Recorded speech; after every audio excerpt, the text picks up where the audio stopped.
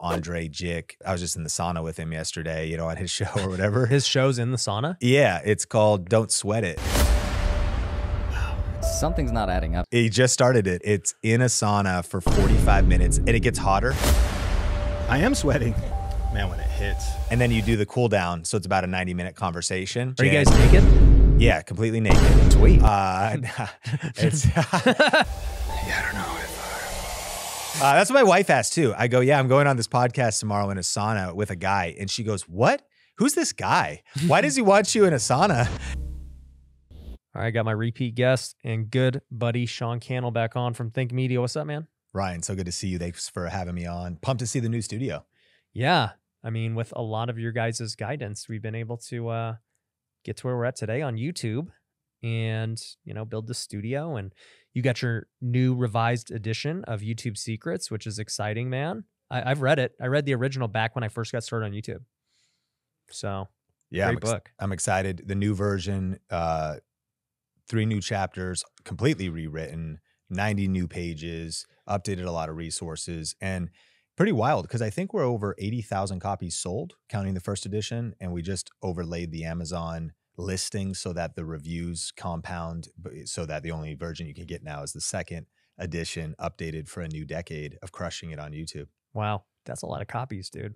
Yeah, it's pretty wild. Yeah, that is wild. I obviously I have my book, and by the time this airs, it might already be out, The Wealthy Way. For those of you who want to get it, you can go to wealthywaybook.com.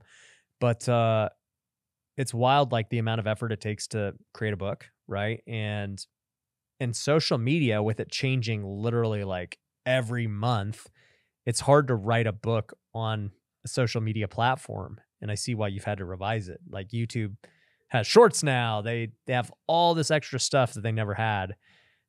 I mean, it's tough. Yeah, 100%. And there is a lot of new things. The first part of the book is the 7 C's of YouTube Success, which is a framework that really is unchanging. And so we tried to write it with that in mind. But then there is a whole new chapter with new YouTube features, shorts, live streaming. It's been around, but updating it, super chat, community tab, YouTube stories, which, expire every 7 days, not 24 hours. Oh, I didn't know that. Yeah. And that we could talk about that. And then also, I think video podcasting, youtube.com/podcasts. Podcasting is a major trend on YouTube as well that everybody listening to this should be considering. Yeah. I mean, obviously we're on a YouTube podcast right now if you're watching this on YouTube. I'm a big fan of podcast. I mean, obviously I've rebranded my podcast to The Wealthy Way, and, I'm going on basically 2 years now of podcasting, and I love it because not only do I get to talk to cool guests like you, but it provides me so much content in short form that, I get for all the other platforms. 100%. I think it's the most highly leveraged content format for entrepreneurs. You get your video podcast, you get the YouTube juice there. You can clip shorts, or rather clips, kind of that Joe Rogan style, 3, 4, 5-minute clips out of it. But then it's endless in terms of turning it into vertical video. And as you build a team around that, which most listening to this would want to do, that's going to be the key, because to your point, any episode may have 5, 10, 15, 20 good clips potentially. Yeah. I mean, there are some where I'm like, man, we've used that episode like in 10 different things. Yeah. But it's just like there were that many pretty good sound bites, essentially. Yep. The one thing we haven't figured out on podcast is just like what you said, the 4 to 5 minute clip. Because I see some of these guys like Joe Rogan or Dave Ramsey who it's like, yeah, they have a specific channel for their 5-minute clips. And then they have their long form podcast over here. And I don't really have that because I have my main YouTube channel, which is, 10, 15 minute, whatever videos. And then there's this, which is usually an hour. So, I mean, where would I even put those? Yeah. Well, I think you could upload them on the same channel. For most, if they were going to start a video podcast from scratch, I would upload like every Tuesday, a Tuesday show. Then I might think, what is 1 to 2 around 5-minute clips? And there's no magic number. It could be 3.5, 5, 8.5 minutes, just the complete thought. Joe Rogan clips on YouTube is a great example. There's 4 minutes, there's 13. And I would upload those on the same channel, because what I've learned as a consumer that can speak to this, I actually rarely listen to people's long form episodes, but I mainly consume clips.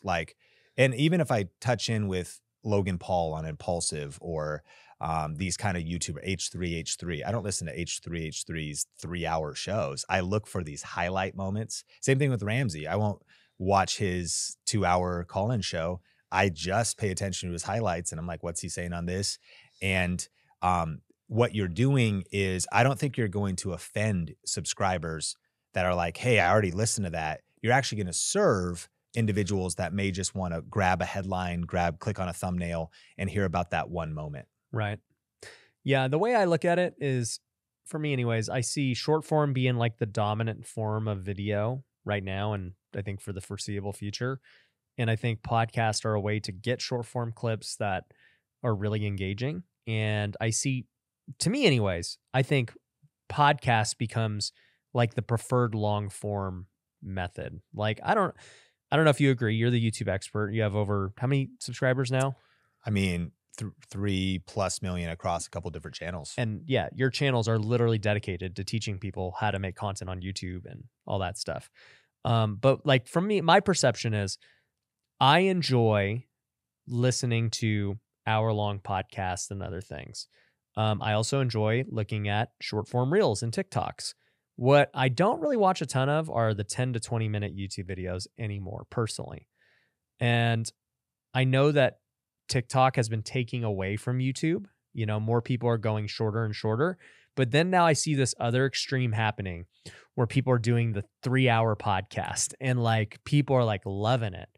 What do you see happening?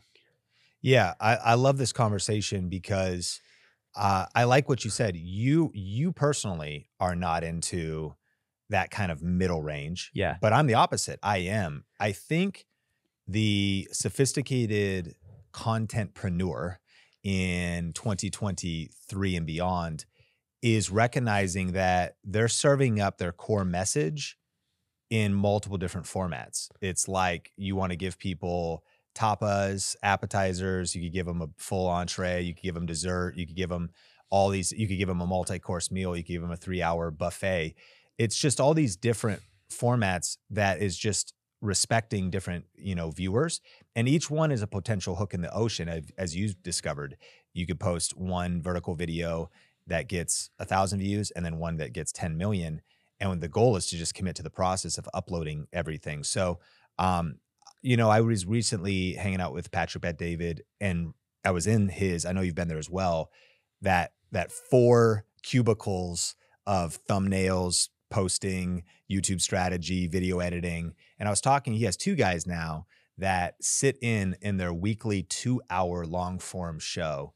And I think the way they do it's pretty intelligent because they're embracing both shorts and clips, and they'll do that on a channel called Valuetainment Clips. And they have somebody that actually listens into the podcast, takes notes during of rough talking points, and then they also go back after and then put those notes over to the video editors. And it's just whatever format is best for this. If there's a riff on something that is 7.5 minutes, well, that's going to need to be a clip. And if there's something that could be edited down in under a minute, well, then that could be a short. And I think the other big unlock I learned from Valuetainment is he's committed to go 2 hours twice a week, typically Tuesday and Thursday. And them in particular, he gets a lot of voices around the table, which is a key. He gets some people with differing opinions. So he's got other people on his team, plus potentially a guest. And they just hammer what's happening in culture. So they're always creating 2 hours, which is a good example of what Ramsey does as well. He sits down for 2 hours and he just gets phone calls. So people are like, the stock market just crashed. What do you think? And so he responds to what's happening now. Bitcoin just crashed.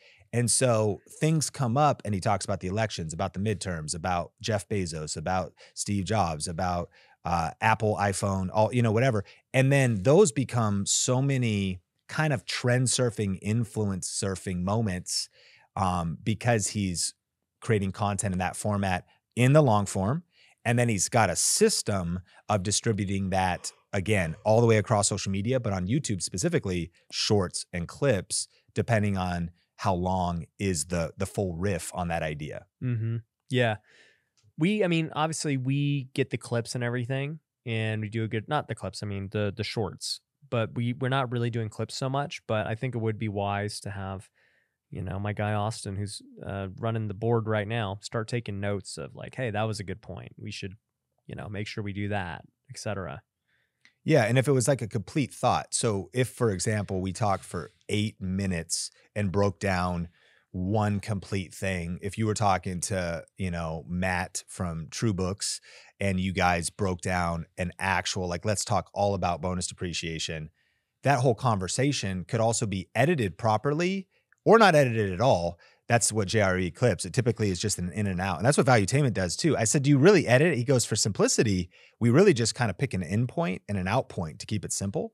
But the key is we really think about what's the hook, what's the title, what's the thumbnail, and we position it right. And they really at least download on something that's a complete idea. More than a soundbite, it's like, a soundbite is a TikTok. Yeah, a soundbite's a TikTok. This would be, like I could talk about what's the perfect video recipe in YouTube Secrets.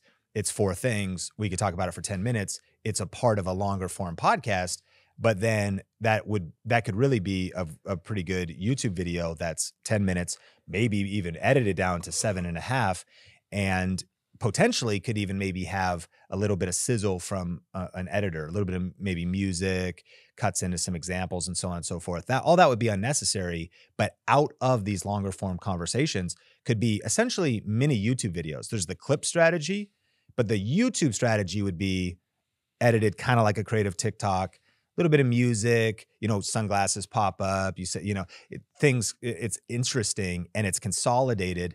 And why do all this? The opportunity is that what can often happen is maybe the podcast is the weakest performing in terms of reach out of all the content formats. But there's 7 minutes outside of it that editing is vested in. As an entrepreneur, you're paying an editor, you're spending money on that. That's output content-wise, resource-wise. But then that one 10-minute consolidated conversation that an editor put 10 hours of editing into could get 500,000 views. You could tack on a call to action to whatever you want to have happen, throw an ad in the middle or at the end. Mm-hmm. And again, we just had this 60-minute conversation, and out of it, the question is there like a standalone YouTube video in there that could perform super well on YouTube and go further? Mm-hmm. And do you guys do that on Think Media? Yeah, our workflow is, because we have 2 channels like you, a lot of what we do is we do the Think Media podcast, and on Think Media, the main channel, we put out more crafted videos. Like even our standard on Think Media is you're typically going to get videos that are almost never longer than 20 minutes. So we might have a longer conversation we always typically would have a longer conversation on the podcast, but there would be a certain moment. Another example is I did just interview PBD. We talked about the Mr. Beast turning down $1 billion. We chopped that into vertical videos, but we also turned it into a YouTube video. And the whole thing was about 4 minutes as a clip more. But you put that on Think Media's main channel? Yeah. And to that point, the psychology of that audience, the way we've built it, was not an hour-long conversation with somebody that most people probably wouldn't know. Truly, they wouldn't actually really know PBD over there. Some might, but they would all know Mr. Beast. Yeah. He was in the thumbnail. It was one idea, one topic. And that's maybe that's sort of, I think, the thinking. I think a lot of good YouTube videos are one promise, one idea, one title, whereas a video podcast is more of there's a lot going on. Lots going on. So you're actually into it more for the person or more for the big category. And so what is actually, as you get people on your team that really think strategically, it's like, oh, that's a strong idea. It's like a strong hook. Like that particular part, well, that would really serve well. And so at this point, Omar's thinking about this, or Kyle and Nolan are thinking about this, and we will turn longer form. There's also times where I'll teach for 50 minutes, essentially like a webinar or web class. And that does well on its own. It could even be a live stream, but typically that's also maybe behind people opt in to be at a live class. Nolan went in and found a part and chopped out 5 minutes. He actually hooked it himself. So he's like, opens up with a qualifying question. There's a little bit of editing. There's some stuff happening. It's a it's spiced up for YouTube, Mm-hmm. but it's crushing right now. It's one of our top videos. So I just do this long form training. It has its own time and place, and it made its own impact, but packaged right into a 5-minute, 7-minute YouTube video, it's crushing the algorithms, suggested, getting views every single month for the last couple months. Yeah, I wonder if we should. I mean, we did a version of that, but we didn't spice it up. You know, it was just like, oh, this is the clip. It's 10 minutes, and we did no edits to it. You know, nothing, right? Whereas I repurposed my interview with Hormozy from my event, and it did really well because it got like 40,000 views because, I mean, obviously it's Hormozy. People are searching for him, but also we spiced it up. We added all these edits. It just wasn't us on stage. That's what it would have been. And so it was engaging as that format. That's a big key. And if right now click-through rate and average view duration are the metrics for a video to perform. So and average percentage viewed. So if you can actually take something that will continually get your fringe subscribers or even people who are not subscribed as YouTube recommends it and have an average percentage viewed of 50, 60, 70, 80% of average view duration of 5, 6, 7, 8 minutes, assuming let's say the video is 10 minutes, then that video is just going to crush, good thumbnail and it hooks people more. People who are listening to this would be bought into you, very into education, right? Or more like wanting to listen to this passively, whether, driving or working out or something like that. Whereas the opportunity on YouTube on some pieces of content, because it takes energy, these are like outreach pieces of content. You're looking for something that's going to reach new people. So you're putting that extra effort into holding audience retention, which spicing it up is a big key for that. So would you put it on my podcast channel or put it on my main channel? Well, I think you could experiment with both. What I would say is I wouldn't overthink it. And that's where a lot of people kind of get stuck. I would say do both, do everything. Try it all and then measure. So what I would say is you have almost nothing to lose. In fact, you have nothing to lose. So, you go, okay, let's out of some of these episodes, let's try to get 2, 3 of the clips. Let's upload them, see how we do. And let's pay attention to a few things, not just the metrics and the analytics, but even the comments. If you had a barrage of individuals saying, I am so offended, you're in my feed, and my guess is almost nobody would say anything, or one person would say it, but you got 10,000 views, and it's like, okay, fair enough. But like people can self-select; they can listen to the full version or the short. Well, I don't really care what haters or what anyone's gonna say. I'm like, is it performing or not? Yeah, right. And so, and we just like to, in one way, I think this is a very 2023 YouTube strategy. YouTube judges videos individually. Like videos are judged on their own merits. Each video is judged. Of course, there's your channel and your subscribers, but all that's coming into play in regards to that is YouTube's going to serve your video to your subscribers first and how they engage with a portion of them. And based on the amount that click on it and engage with it, will it even be shown to more of your subscribers? We're talking about on their homepage. And then from there, it's trying to also suggest your video to people who are like your subscribers. So to that end, most people are not in the subscription feed studying everything you upload. They may only be getting hit with what's showing up on their homepage. So for you to test 1, 2, 3 clips on the podcast channel, throw one of those over on your main channel, and continually test and experiment, again, you really have nothing to lose. What I do think people do is they try to over-organize at the start. Like it's pretty clear what Ramsey's doing. Full-length shows on one channel, clips on the other. They figured out their rhythm. But I would say for you and me as well, we're just constantly trying to figure out our rhythm, our cadence. And so we uploaded a good clip from Evan Carmichael, who spoke at our event on our podcast channel. We haven't really done as many clips there, but it actually forever is one of our highest first 30 seconds view duration videos because it's more optimized. It's about a 5-minute video. To that end, mostly we put them over on our main channel. But essentially what I would summarize by saying is just, where should this one piece of content go? And I would ask your team, where should this one piece of content go? Like, let's not overthink it. Does this fit on Think Media? Is it worthy of Think Media, which would be a wider audience that we might not go as hyper niche with like business content? It'd be very YouTube. We do a lot of camera reviews, so it'd be even more tech related, a broad appeal. If it fits there, I'd rather upload it on the 2.2 million channel. Is this more nuanced?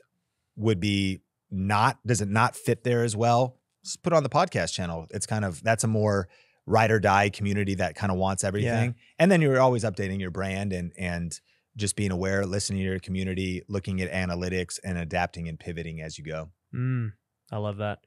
Speaking of the podcast, you know, I had PVD on a few months ago. I met him at your event. That was how him and I met. And I did a YouTube video a little while ago talking about all the things I learned from him, and gave you guys a shout out because he shouted me out on your podcast, and somebody had sent me the clip, once again, the clip, because I didn't see the whole interview. And he's like, yeah, you know, I met Ryan at the event. He's so cool. That guy could be a model. And I was like, dude, that's awesome. Yeah. So PBD's a good dude. He's awesome. Yeah. He's an inspiring guy. Yeah. So with everything that you're seeing now on YouTube and just the social media game, it's funny because when you and I first met, for those who don't know, Sean lives in Vegas, like a lot of, it just seems YouTubers and entrepreneurs do. And by the way, for everyone wondering, I'm born and raised in Vegas. I don't know anyone else that's in the game. They're all transplants, and I'll accept them. But I want everyone to know I've been here from the beginning. So were you from Vegas? No, you're from. No, born in Seattle. Yeah. So, you know, anyways, let's put that point to rest. You and I met during like the pandemic because I was starting YouTube, and then, you know, I saw your guys' channel because I'm like, man, where do I learn about YouTube? And then YouTube recommended me Think Media. And I started just looking into it. And then all of a sudden, somehow I realized you guys were in Vegas.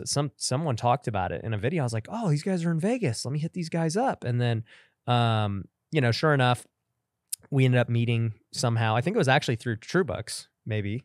Matt was doing work for you guys. And then, you know, kind of the rest is history. We've been able to do a lot of things together. A lot of things that I've learned from YouTube and social media have come from you guys because you've been doing it how many years now?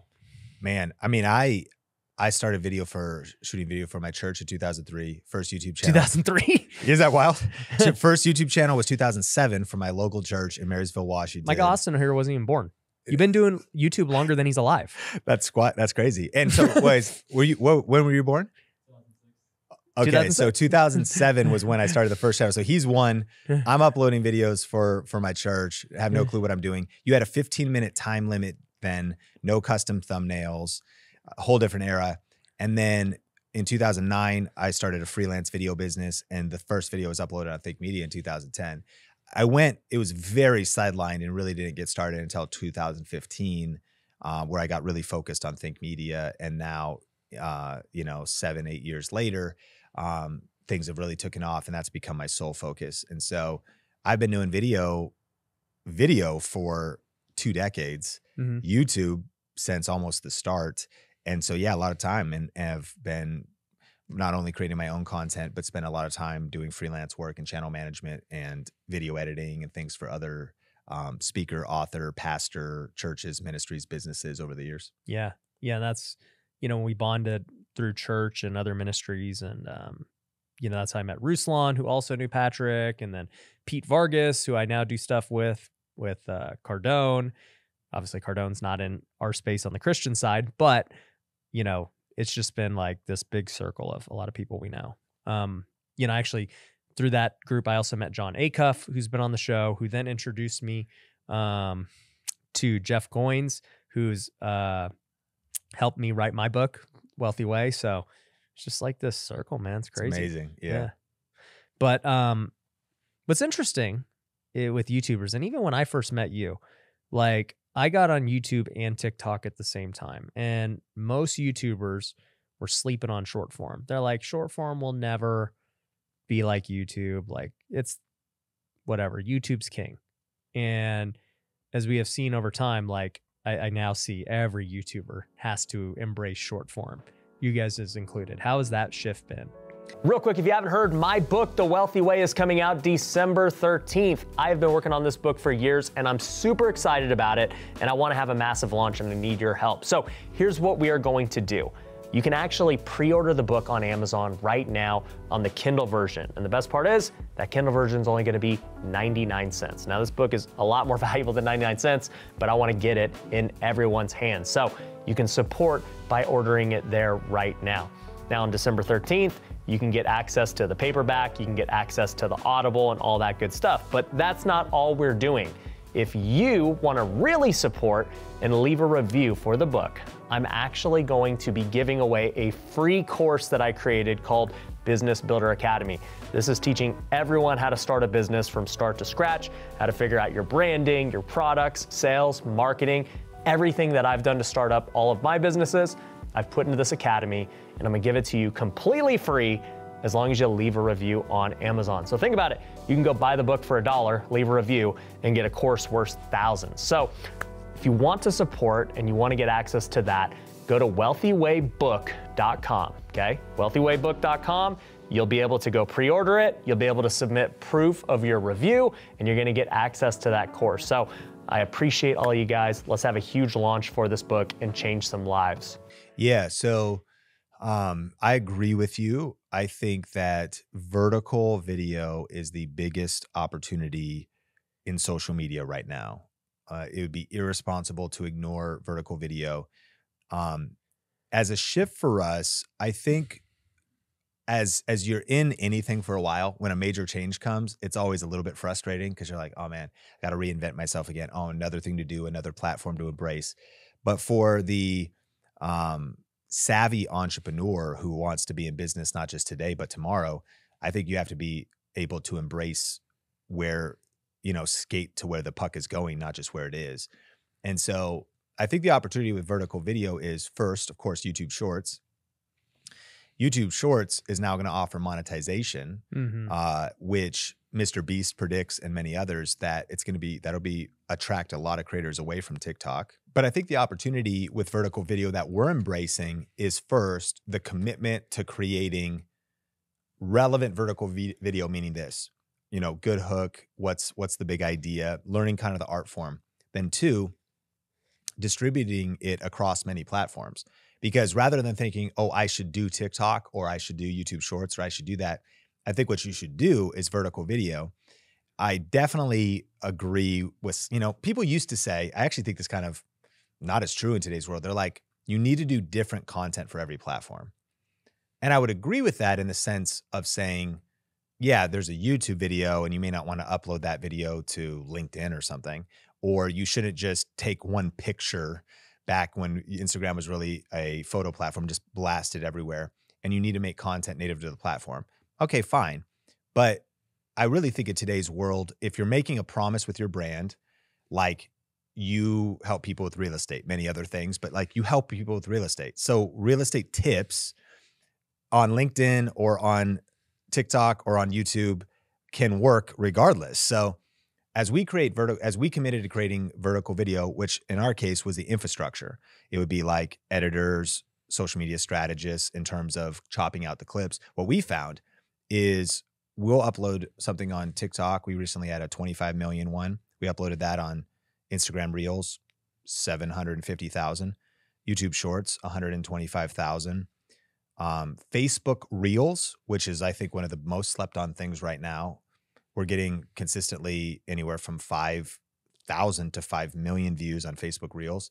This is all no extra effort besides the strategy of uploading it. And now another one we're embracing is Pinterest vertical video, which a friend of mine recently showed me that he made $13,000 on the creator fund of Pinterest vertical video. And as we started uploading our clips there, we got 7 views, 9, our shorts or our vertical videos. 22, and then one already got 1,333. And like, this is Pinterest. Yeah. And so if you know yourself, meaning your brand makes a promise. And so why do people follow Sean Cannell? Well, YouTube tips, video production tips. So for everybody listening to this, like, what's your brand? What's your brand promise? What problem do you solve? And then on top of that, I do think there's also even the broad appeal thing. I mean, I'm dropping some content I just did one, which actually someone else found. It was part of a podcast conversation about how I got expelled from private school. And so even some personal stuff or things that are more about how I was inspired by the Wu-Tang Clan and that influenced Think Media. Like, I think there's even things that could be more broad appeal that people, they maybe get too narrow, because that could be a bridge to just reaching somebody who checks out your bio, whatever. We could go more into that. So all that to say is we have been seeing insane results from posting vertical video across multiple platforms. And the one nuance would be, if you do want to intentionally think, okay, what is there a place to enter a title? YouTube Shorts have a title. Should that title be the same as it is on TikTok? TikTok just expanded the amount of characters you can do in your copy to a massive number. and Neil Patel was talking about it. TikTok is making a search engine optimization play. Oh yeah. TikTok is more used as a search engine by Gen Z than Google. I heard that. Yeah. And so those are nuances where maybe the vertical creative is the same, but how are you using hashtags on each place? Are you writing extra copy, extra words? Is the title a little bit different? Can you upload a thumbnail, or do you select a thumbnail, or is it done differently? Do you upload a thumbnail externally? And so those best practices could be helpful for someone that just wants to start messy, which you should start before you're ready. Start messy, just start posting. Even if you didn't do all the best practices, it's still helpful once you've created the vertical asset to potentially put it a lot of places. If you make Hormozy style vertical videos, which a lot of people kind of the sit down, deliver one big idea, an editor throws some captions on there. It's is complex or not complex as you think. You just go straight through one big idea. That type of video can live almost anywhere. And then the final filter would be, maybe there's somebody that's being thoughtful to say, out of the last 20 vertical video clips we've created, 2 of these should be uploaded on LinkedIn. These all can go on TikTok, because who cares, or we're just testing things. And maybe there's nuances to where you're posting it, but I don't even think you have to overthink it that much. No, there's no harm to posting. Exactly. There's no cost. Yeah. and that's a great point. And what's wild is, again, I like to measure certain ones that perform well. I like to measure over after some time has passed how they did across platforms. And I'm not seeing a rhyme or reason. Again, sometimes TikTok might typically give you the most views. Doesn't mean the best views, but it's a lot of times the most. But some stuff goes bigger for me on Instagram, maybe because it's more personal and I feel like the following is more invested in me. So if it's more of a personal story, it kind of goes bigger. TikTok. So, but who cares? It's you know what I've seen, like even posting across all these platforms, is it's just always changing, right? Because TikTok for me, years ago used to be like, it would kill it. Yeah. Right.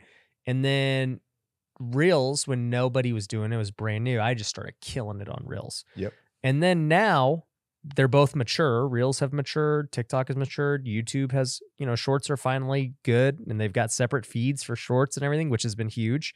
I'm like seeing that TikTok, even though I have the most followers there, 1.1 million, gets the least amount of views. And Reels gets the most. And, Shorts sometimes do really good, sometimes whatever.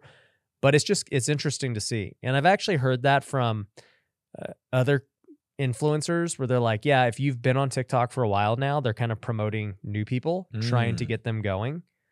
And so I'm like, that would make sense, because the content's the same everywhere. So it's just curious to see how that's working out. Yeah, that's super fascinating. And to your point, yeah, I mean, not overthinking it, taking massive action, being committed to the process, and getting those outputs out there, just meaning. Yeah. And look, even if they don't get a lot of views on TikTok, whatever. I mean, it didn't cost me anything to post. Like, a view is a view. Yep. One thing I was thinking about, I was talking to my buddy, Tall Fishman. He's got 15 million subs on YouTube. And dude who's legit, he actually is the one who introduced me to what Snapchat's doing with Snap Shows, which, once again, it's vertical video. They are paying creators a bunch of money. So I just got a new Snap Show. By the time this airs, maybe it'll already be going. We'll see how it goes with views and making money and stuff. But him and I were talking about it, and he was like, there might one day be a world where, like, we watch everything vertically, And he's like, could you imagine going to a movie with a vertical screen, or like your TV's in your house and it's vertical? And I was like, I could see it. Like, I don't think like it would happen overnight, but it wouldn't surprise me if like YouTube stopped going horizontal focused and was like, hey, make your 10-minute videos vertical. I wholeheartedly disagree. No, and he wasn't saying But- he believes that's going to happen. Oh, gotcha. He's like, it could happen. But I mean, even I would say I disagree, but I see the logic, and this is where I would come from, would be, of course, I think the film, the movie theater experience, the TV, but I've almost become somewhat blind to vertical video. And one of the things my family loves to do now, I've got an 11-week-old, a 2-year-old, and then my wife and our Chihuahua and me. So the 5 of us, if we agree on content we watch together, and this is funny, all the way from my 11-week-old up, there's the content we love to watch together that keeps everybody engaged is Fail Army. So it's and you've probably seen it before, Fail Blog. It's just, like cars that crash, people slip, and just compilations of weird, the roof breaks, an animal jumps, just like kind of funny, quick. And the majority of it, it's kind of like America's Funniest Home Videos in a modern world where there's people who repurpose it and just kind of take clips from the internet and they build like automation channels about it. But I think Fail Army actually gets clips submitted. And the majority of the clips are vertical, right? And this is a massive thing on YouTube. There's so much YouTube content that are the best TikToks, the funniest TikToks. Yeah, compilations. Yeah. Compilations. And we're watching this on a smart TV. So the majority of the frame is empty. Yeah. But like we're blind to it. Like I don't notice it. Like it's still funny. It's huge. The smart TV, it's bigger than my phone, and you're used to watching it on your phone. So it is interesting that the content, I would agree with that I think vertical video is a thing for real. It's also interesting that IGTV failed and they shut it down. And for a while, some people went all in, like, I'm going to be a vertical video filmmaker.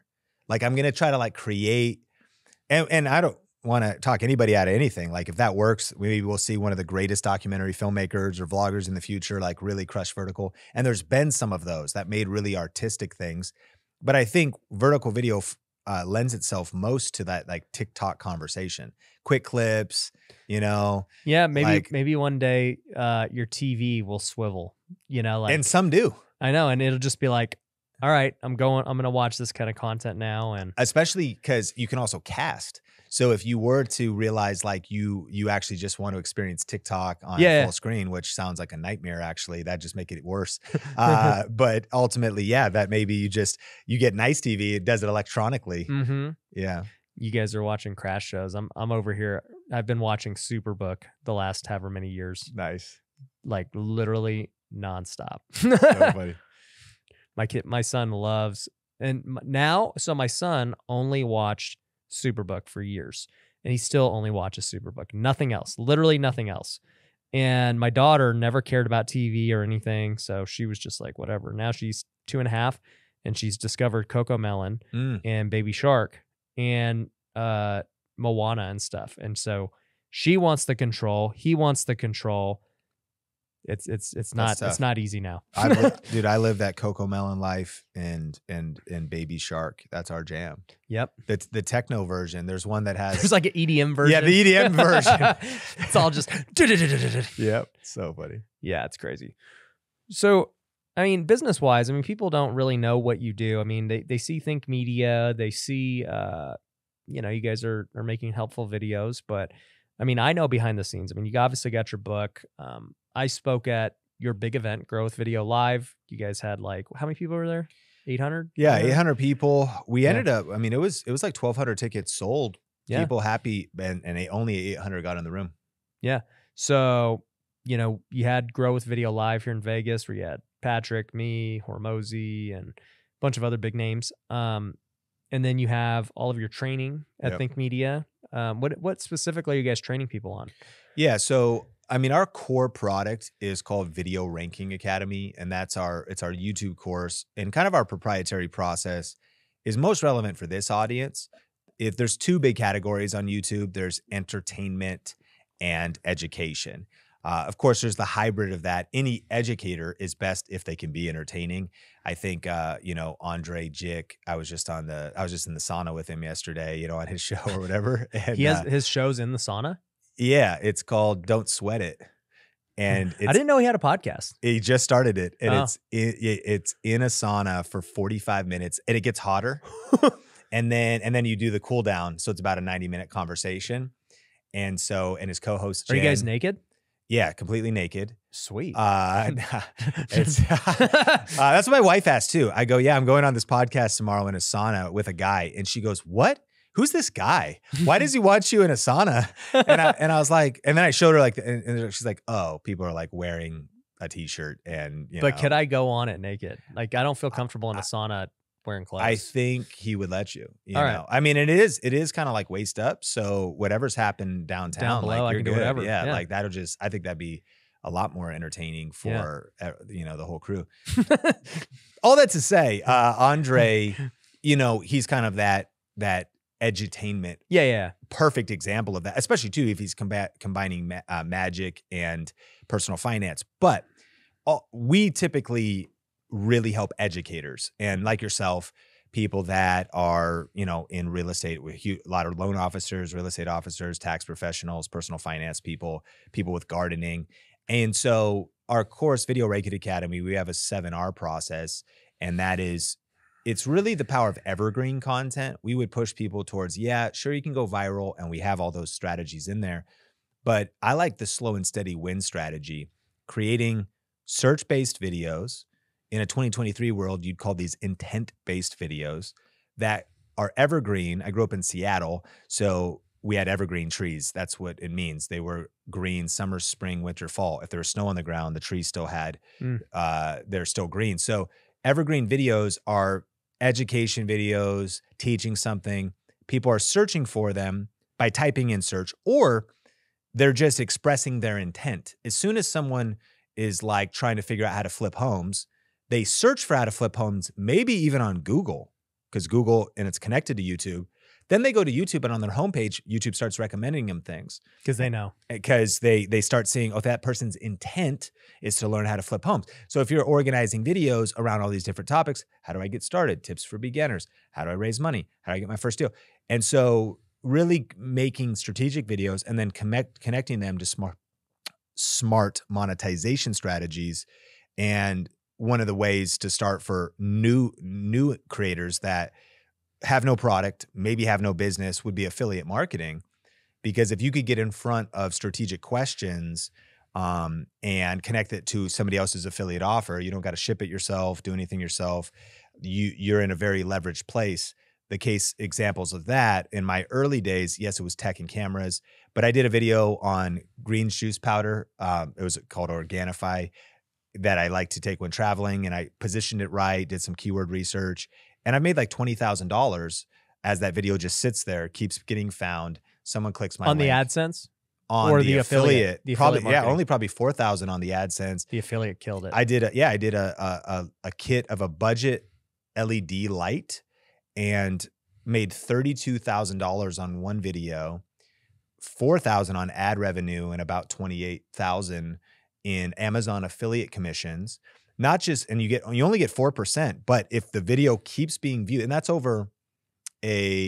was since December 2019. And so in about 3 years, the video will make close to 40 grand. And that's on the higher side of what one video could do. Again, didn't create a course, didn't have to call a seller, cold call somebody, or send out a mailer, like just pure online arbitrage, really, of getting of creating content and being in the middle of AdSense and affiliate marketing and understanding audiences and human psychology. So all that to say, that's we went deep off the question of all the things we do at Think Media, but our core product over the years is Video Reiki Academy. We keep improving it, and we've seen just so many people have a lot of success. And for some business owners, creating extra income streams, because maybe you're even a local agent, you start thinking different about referral business. You start thinking different about, how you can maybe even have a channel memberships or a membership kind of a thing because of the information you're giving out, referring people state to state, which would be essentially be kind of like affiliate marketing itself. Yeah. Affiliates are such a great income stream. In my businesses, we never really like pushed affiliate marketing with, the customers or students in the business. And even though they could make good money doing it, like we just never were pushy about it. But the more that like I've been in business and seen it, the more I'm like, dude, people should do affiliate marketing way more. Yeah. Right. Like for you guys, you're doing so many reviews on equipment, like put your link in and make an affiliate. Like you caused the sale. Yep. And then, even for like our students, I tell them all the time, if you're flipping houses and you're talking about it and people are asking you how to flip, shoot them over to us. You'll make an affiliate commission. Same thing with Content Empire. If people are asking you why you're making content now, tell them and make a commission. Like it's just a win-win for everybody to do affiliate. Yeah. And I think for like a startup entrepreneur that's trying to figure out their hustle and make 5, 10, 15K a month by themselves, like you get positioned right with affiliate, that would be all you need. Sending traffic to your stuff, creating really valuable content, building trust, building goodwill, taking care of people, but finding affiliate programs you believe in. It is a massive opportunity. And what I like about it is on YouTube, it's highly leveraged, meaning you've got the peace of mind that if you rank a video, hence our program, Video Ranking Academy, and you make the video once, you make the video today, and 6 months later, 9 months later, 12 months later, it's still bringing in money. Oh, cool. Another sale came through. Oh, cool. Because it's being suggested by the YouTube algorithm, or people are finding it in search. So depending on what your ambition is, this is real passive income. Some people hate on passive income. I'm like, and they are critical of it, but I'm making some serious passive income. I'm like, all I know is how much do you think you make a month from affiliate marketing? We make on Amazon every year, so you could break down the monthly, something like $350, I think, $1,000. So like 30 grand a month, just putting links. It's probably 20 to 30,000 on Amazon, but then it goes deeper. We have B&H Photo, Adobe for software, Epidemic Sound is a big one, vidIQ software is a big one. I think also a lot of people don't realize how much, I know for guys like Graham and Andre, they have brand deals where they send people to like Publix or like Well, I don't know how many more they're going to do of those. They're in the for heat sure. For FTX. It's pretty bumpy road over the last couple of weeks, but those are some of the highest affiliate paying programs would be exchanges, SaaS software. In fact, affiliate marketing is one of the ways that SaaS, software as a service companies, scale. So whether that's Epidemic Sound, vidIQ, and so those can be. And if you think about it, their margins are also easier than a physical product. It's hard for Amazon's got their cut on a Canon camera. Canon has the hard cost of it. My friend Guy has a place called DVE Store in Everett, Washington. And he just even talked about, I told him that Amazon pays me 4% on a camera. And he was shocked. He was like, I don't even know how I can make money. So even just the margins on a physical product versus if you get behind software, subscription, other people's online courses, other people's coaching. A lot of times in the industry, people give you 50-50 on like an online course that you promote for someone else. So yeah, affiliate marketing it's the way I was originally able to reach financial freedom or I don't know about financial freedom, but to completely replace my income, build a 6-figure income, was making videos, ranking videos, and connecting them to different affiliate programs. Yeah, that's the cool thing, man, because to your point, a lot of people think they got to have a business and a product to push people to. And even though, if you know how to run business, yes, that is the way to go, right? It's the reason I don't really do sponsors or anything. I'm like, I am my sponsor. Like I'll make way more promoting my own thing than I would promoting somebody else's thing. But nonetheless, not many people have, well-oiled businesses that can handle that, and they still have time to make content. It's like rare. So to that end, if you're very passionate about making videos and creating content, and you're sitting here like, yeah, I want to make this content and I want to build my personal brand and influence, but I don't really have anything to sell them. It's like, dude, no, affiliates are a great thing to sell. Like, if you're in the real estate niche and you have nothing to sell them in real estate, sell them Future Flipper. Like, we'll pay you, right? I had a guy reach out to me the other day. He's like, hey, I really like what you're doing with Content Empire. I want to write a blog post about it. Can I like get an affiliate link and I'll do the blog? And I'm like, sure. Doesn't cost me any work or time or anything. Like, it's a customer I probably wouldn't have got. Like, we're going to pay marketing anyway, one way or another. It's no different to me. Yeah. I think actually just giving listeners a business model too. I heard Tony and Dean put it this way. There's the knowledge broker, the reporter, and then the results expert.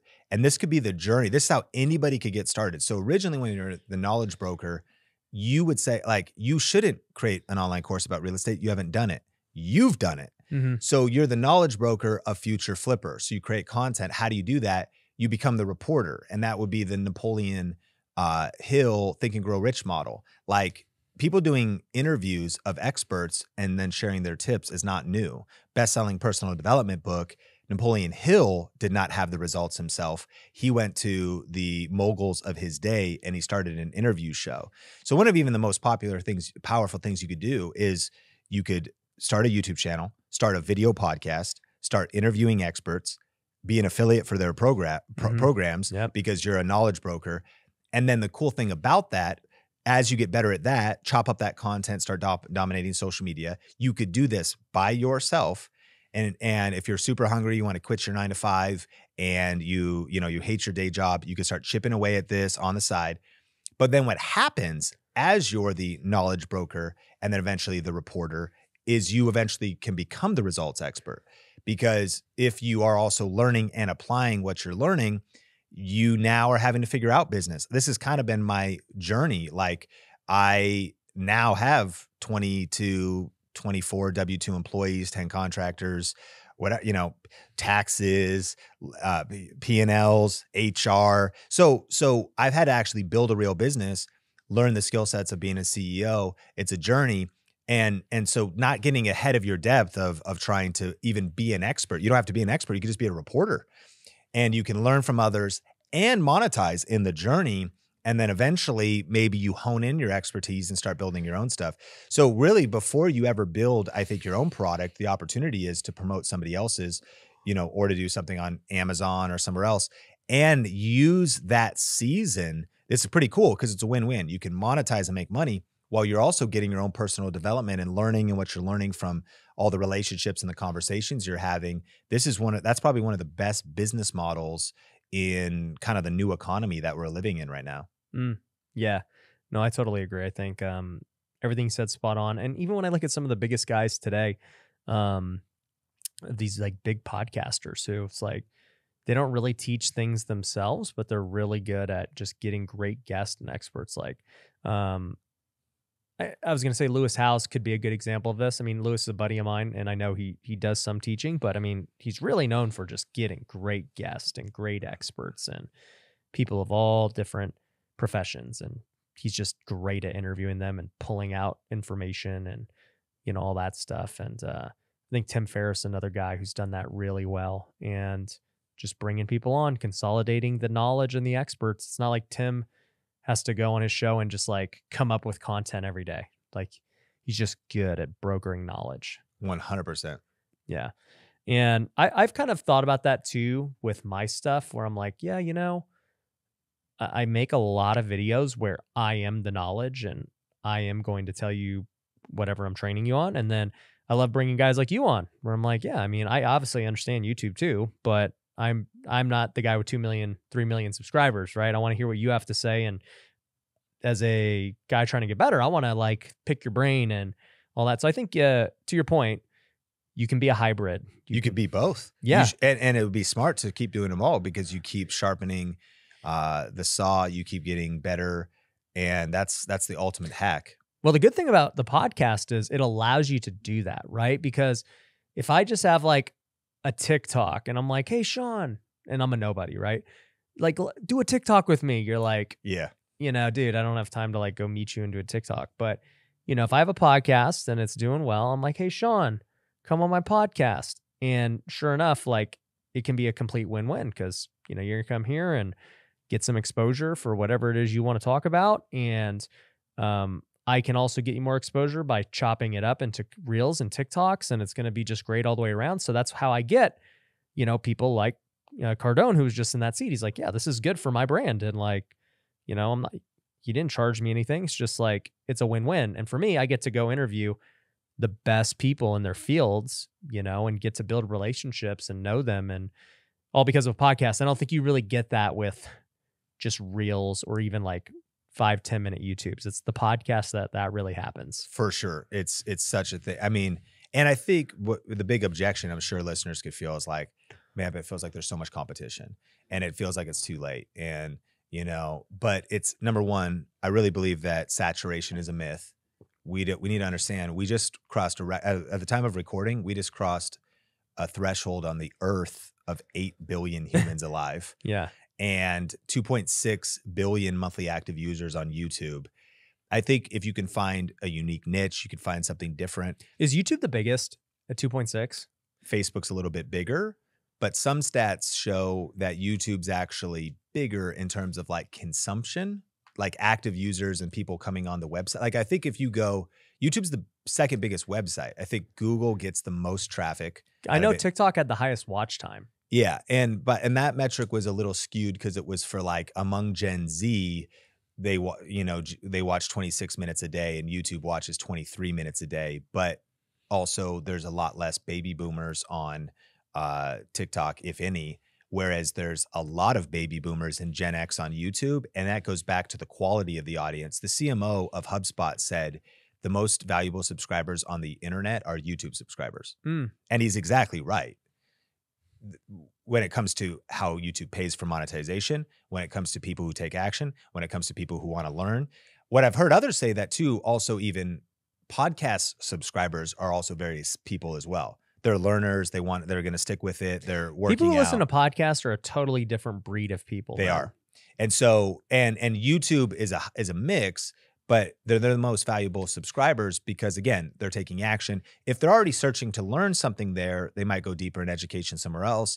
And so TikTok, of course, that's not to, I'm not even putting TikTok down. It's just really understanding the different platforms. TikTok, you're going to get a lot of people who just want to binge absolute garbage, and just that are looking for that like kind of mind-numbing entertainment or just that random kind of stuff. And yes, some people want to go there to learn, but even the sheer nature of the content, it's kind of like the difference between someone who will buy a book and someone who doesn't even like reading. I mean, I respect whatever people are saying, but there is something to say about depth, reading an entire book, listening to an audiobook versus just reading a blog post or reading a tweet. It's about substance. Podcast listeners, for sure, those are more serious people. And what you will see to that point, I'm talking about higher net worth individuals. So in terms of buying power, a TikTok audience is way different than Gen X or baby boomers consuming content on YouTube. Of course, millennials, but you're going to get it. YouTube it's by far the dominant video platform if you add up all the metrics that matter. Sure, maybe from an impressions or view standpoint, TikTok should not be ignored, but it's clear who the king is when you really look underneath the surface. Yeah, and I mean, just looking at what YouTube's doing with, and everyone's got YouTube handles now. They're trying to make it more personal. They finally have figured out the feed, and the shorts are separated, the long videos are separated. Like you brought up earlier, they're creating like a whole new section for podcast because they want to really compete with Spotify and Apple Podcast. And the only thing they lack right now are the ability to DM. And somebody told me that's what they're working on, right? So they're definitely trying to keep their throne because I think definitely short form the last couple of years really spooked them because they never took it serious and it came out of nowhere. Yep, I completely agree. It's a force to be reckoned with and owned by Google, I think, and Alphabet being absolutely massive. Again, TikTok should not be ignored, but it also kind of feels like a little bit of fragile territory. I know people are saying it might get shut down. That's a real possibility. Yeah. And that's where I go too for the risk averse, or rather, I wouldn't even say risk averse, like maybe the entrepreneur that's moving a little bit too much in fear. They might be like, oh, I don't want to invest in TikTok and vertical video because what if it gets shut down? But my question is, you're not investing in TikTok, you're investing in vertical video. And so who cares if it gets shut down? You get some reach today, but you also have Instagram Reels, Facebook Reels, You're still gonna make YouTube Shorts. And so look at the bigger upside. And you, I love your real estate advice too. You're like, I'm going to make money in an up market and a down market.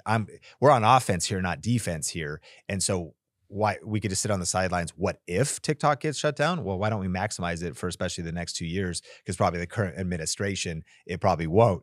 Maybe something changes. That's a lot of maybes to sit on the sidelines. You definitely just want to get in the game and always move in faith and offense, not fear and defense. Yeah, I mean, and also too, it's mainly just an excuse. It's Yeah. just like you make the videos and post them everywhere. Yeah. Like it's here. Yeah. Yeah. And for sure, like meanwhile, someone will say, oh, I'm just waiting. What if it gets shut down? You know, well, maybe it gets shut down a year from now, but between now and the next year, we're going to make hundreds of thousands or millions of dollars. So yeah, by the way, it would be incredibly discouraging to build up a following, build up that fan base and lose it all. Yeah. I get it, like for sure.